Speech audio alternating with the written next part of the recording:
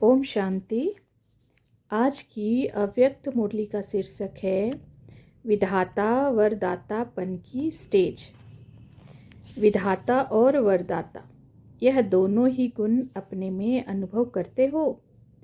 जैसे बाप विधाता भी हैं और वरदाता भी हैं, वैसे ही अपने को भी दोनों ही प्राप्ति रूप समझते हो। जितना जितना वरदाता बनते जाएंगे, उतना ही वरदाता बन वरदान देने की शक्ति बढ़ती जाएगी। तो दोनों ही अनुभव होते हैं। वह अभी सिर्फ विधाता का पाठ है, अंत में वरदाता का पाठ होगा। क्या समझती हो? कोई ने कहा दोनों पाठ अभी चल रहे हैं, कोई ने कहा अभी एक पाठ चल रहा है। वरदान किन आत्माओं को देते हो और वरदाता किन के लिए बनते हो? एक होता है नॉलेज को देना, दूसरा है वरदान रूप में देना।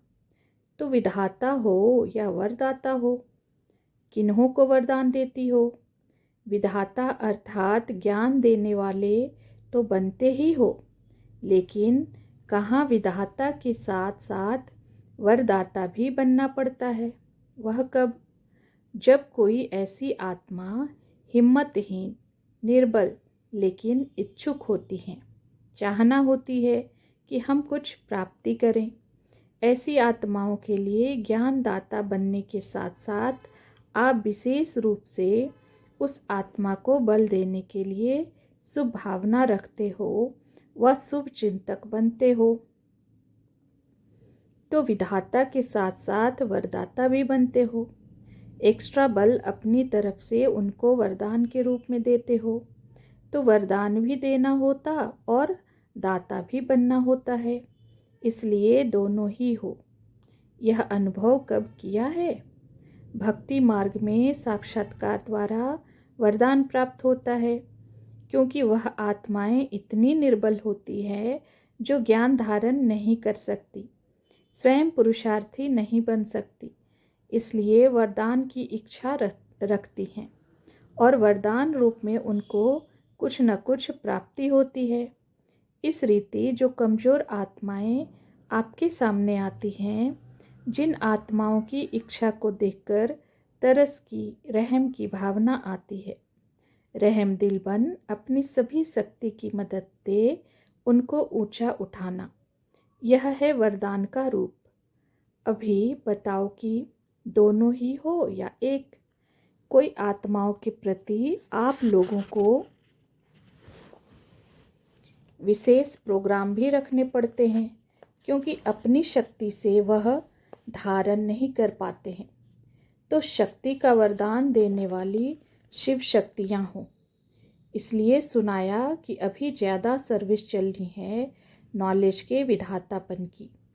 अंत में नॉलेज देने की सर्विस कम हो जाएगी, वरदान देने की सर्विस ज़्यादा होगी।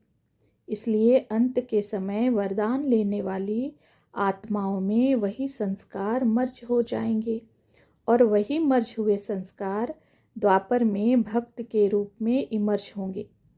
तो अभी नॉलेज अर्थात ज्ञान के दाता की सर्विस है, फिर वरदाता की होगी। समझा? फिर इतना समय ही नहीं होगा, ना आत्मा में शक्ति होगी, इसलिए वरदान देने की सर्विस होगी। अभी यह सर्विस कम करते हो, फिर ज़्यादा करनी होगी। अभी वारिस बनाने की सर्विस है, फिर होगी सिर्फ प्रजा बनाने की सर्विस। परंतु थोड़े समय में इतनी प्रजा बनाने के लिए, वरदाता मूर्त बनने के लिए मुख्य क्या टेंशन रखना पड़े? वरदाता मूर्त बन थोड़े समय में अनेक आत्माओं को वरदान दे सके, उसके लिए क्या करना पड़े? वरदाता बनने के लिए मुख्य पुरुषार्थ यही करना पड़े, बार बार जो भक्ति मार्ग में गायन किया है कि वारी जाऊं। यह गायन अगर प्रैक्टिकल में कर लो तो जिसके ऊपर वारी जाते हो वह आपको भी सर्व वरदान देकर वरदाता मूर्त बना देते हैं। तो हर समय, हर कर्म में, हर संकल्प में यह सोचो कि वारी जाऊं का जो वचन दिया था वह पालन कर रही हूँ। तो बाप वरदाता मूर्त है ना। आप सभी भी बाप समान वरदाता मूर्त बन जाते हो। तो इतनी चेकिंग करते हो। एक संकल्प भी किसके प्रति ना हो। जो भी संकल्प उठता है उसमें बाप के प्रति कुर्बान का वारी जाने का रहस्य भरा हुआ हो। ऐसी चेकिंग करते रहो तो फिर माया सामना करने का साहस रख सकेगी। सामना करने का साहस नहीं रखेगी, लेकिन बार बार नमस्कार कर विदाई लेगी। तो ऐसा बनने के लिए इतनी चेकिंग चाहिए। और दूसरी बात, वरदानी मूर्त बनने के लिए सर्व शक्तियों को अपने में देखना चाहिए कि इतना स्टॉक जमा किया है जो दूसरे को दे सकूं। अगर जमा ही नहीं किया होगा तो दूसरे को क्या देंगे। तो वरदानी मूर्त बनने के लिए सर्व शक्तियों को अपने में इतना जमा करना पड़े जो दूसरे को दे सके। इतना जमा का खाता है वह कमाया और खाया, यह रिजल्ट है। एक होता है कमाया और खाया, दूसरा होता है जमा करना, और तीसरा होता है जो इतना भी नहीं कमा सकते जो स्वयं को भी चला सके। दूसरे की मदद ले अपने को चलाना पड़ता। तो तीसरी स्टेज व दूसरी स्टेज से पार हुए हो, वह है कमाया और खाया, और पहली स्टेज है जमा करना। तो रोज अपना बैंक बैलेंस देखते हो। बहुत भिखारी भीख मांगने के लिए आएंगे तो इतना ही जमा करना पड़े जो सभी को दे सको। जमा करना सीखे हो। कितना जमा किया है खाते से तो पता लग जाता है ना। अपना खाता देखा है। कई ऐसे भी होते हैं जो निकाल कर खाते जाते हैं, मालूम नहीं पड़ता है। फिर जब अचानक खाता देखते हैं तो समझते हैं कि यह क्या हो गया, ऐसे तो यहाँ होंगे ही नहीं। जमा किए हुए खाते वाले का विशेष गुण व कर्तव्य क्या दिखाई देगा। जिनके पास खजाना जमा होगा उसकी सूरत से एक तो वर्तमान और भविष्य अर्थात ईश्वरीय नशा और नारायणी नशा दिखाई देगा, और उनके नयनों व मस्तक से सर्व आत्माओं को स्पष्ट अपना नशा दिखाई देगा। यह जमा होने वाले की निशानी दिखाई देगी। उनकी सूरत ही सर्विसेबल होगी, सूरत ही सर्विस करती रहेगी। जिसके पास जास्ती अथवा कम जमा होता है तो वह भी उनकी सूरत से दिखाई देता है। तो जमा किए हुए की सूरत व मूरत से ही मालूम पड़ जाता है। जैसे जड़ चित्र बनाते हैं तो उनमें भी कई ऐसे चिन्ह दिखाते हैं जो उन जड़ चित्रों से भी अनुभव होता है। वह बोलते तो नहीं हैं, लेकिन सूरत व मूर्त से अनुभव होता है। वैसे ही आपकी यह सूरत हर संकल्प, हर कर्म को स्पष्ट करेगी। तो अपने आप को ऐसे चेक करो कि मेरी सूरत से कोई भी आत्मा को नशा व निशाना दिखाई देता है। जैसे कोई ऊंच कुल का बच्चा होता है तो वह भले गरीब बन जाए, लेकिन उसकी झलक और फलक दिखाती है कि यह कोई ऐसे ऊंच कुल का है। वैसे ही जो सदैव खजाने से संपन्न होगा उसकी सूरत से कभी छिप नहीं सकता। आपके पास दर्पण है, सदैव साथ रखते हो, हर समय दर्पण देखते रहते हो। कई ऐसे भी होते हैं जिनको बार बार दर्पण देखने की आवश्यकता भी नहीं होती है। तो आप सेकंड सेकंड देखते हो, वह देखने की आवश्यकता ही नहीं पड़ती। जब तक अपनी चेकिंग का नेचुरल अभ्यास हो जाए तब तक बार बार चेकिंग करनी पड़ती है। धीरे धीरे फिर ऐसे बन जाएंगे जो बार बार देखने की भी दरकार नहीं पड़ेगी। सदैव सजे सजाए ही रहेंगे।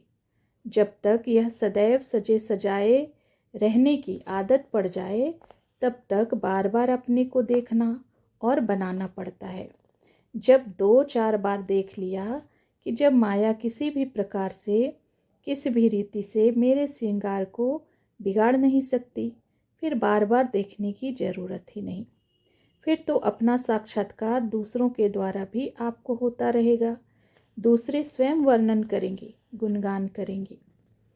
सभी विजयी रत्न हो ना, विजयी रत्न तो हो, लेकिन विजय की माला कितनी अपने गले में डाली है, वह भी देखना पड़े। यह विजय की माला दिन प्रतिदिन बढ़ती जाती है, तो बढ़ रही है और कहाँ तक बढ़ी है, यह भी देखना पड़े। जब माला लंबी होती है तो फिर क्या करते हैं, डबल करके डालते हैं, जिससे सारा श्रृंगार सुंदर बन जाता है। तो इतनी बड़ी माला अपने गले में डाली है, यह भी चेक करो कि आज के दिन मेरे विजय की माला में कितने विजयी रत्न बढ़े। दृष्टि से सृष्टि बदलती है, यह भी अभी की कहावत है। कैसी भी तमोगुनी व रजोगुनी आत्माएं आए, लेकिन आपकी सतोगुनी दृष्टि से उनकी सृष्टि, उनकी स्थिति बदल जाए, उनकी वृत्ति बदल जाए। आगे चलकर यह अनुभव बहुत आत्माएं करेंगी। जैसे यादगार दिखाया हुआ है कि तीनों लोकों का साक्षात्कार कराया, यह भी अभी का गायन है। आप लोगों के सामने आने से दृष्टि द्वारा उन्हों को तीन लोक तो क्या, अपनी पूरी जीवन कहानी का मालूम पड़ जाए।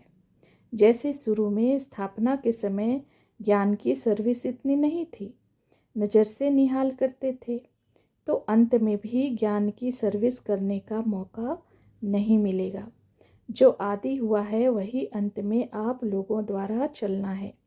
जैसे वृक्ष का पहले बीज प्रत्यक्ष रूप में होता है, बीच में वह बीज मर्ज हो जाता है, फिर अंत में वही बीज प्रत्यक्ष रूप में दिखाई देता है। तो आप आदि आत्माओं में भी जो पहला फाउंडेशन पड़ा हुआ है, वही सर्विस अंत में भी होनी है। अच्छा, ओम शांति।